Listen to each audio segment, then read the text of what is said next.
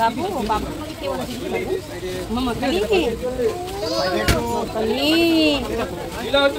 বাবা।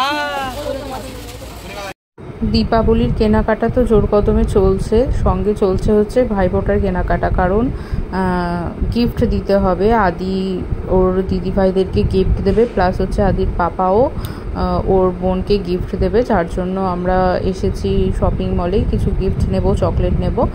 আর বাড়ি এসে দেখছি মা পুজো করেছে, আর আদির জন্য আমি এই ট্যাপা টিপিটা কিনে নিয়ে এসেছিলাম, সেটা ঠাকুর ঘরে বসিয়ে মা পুজো করে দিল, দিয়ে এখন ওটা নিয়ে এখন ওর খেলা চলছে।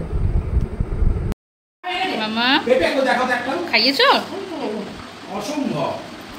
টেপিকে খাওয়াও, টেপিকে।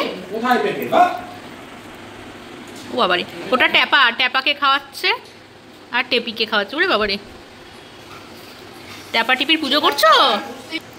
ট্যাপা টিপি তুমি খাইয়ে দিচ্ছ? দেখেছো, খেয়ে খেয়ে ওর পেটু মোটা হয়ে গেছে কেমন, ট্যাপার আর টেপিরও না। খাও। হ্যাঁ,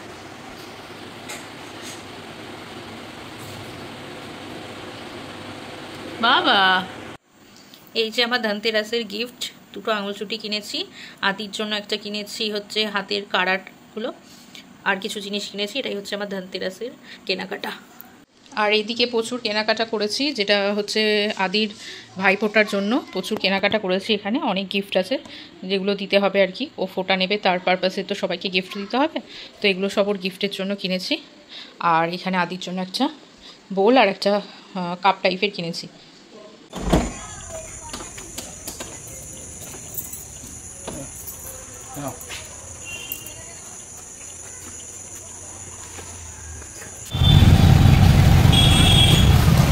কি সুন্দর লাইট দেখেছিস আদি?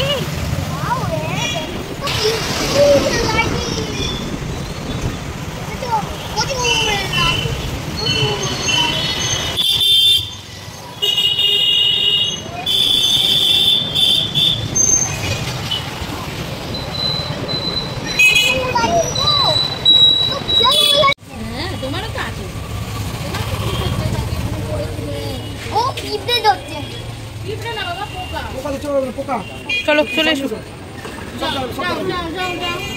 দেখবে এলিফ্যান্টটা কই গো? এলিফ্যান্টটা তো আনিনি। আরে এলিফ্যান্টটা একটু ভাঙা ছিল না, নিয়েছো দেখো। মিথ্যে কথা বলো। খেলবি মাটিতে, খেলবি না, পড়ে গিয়ে ভেঙে যাবে। খাটের ওদিকে সরে যা।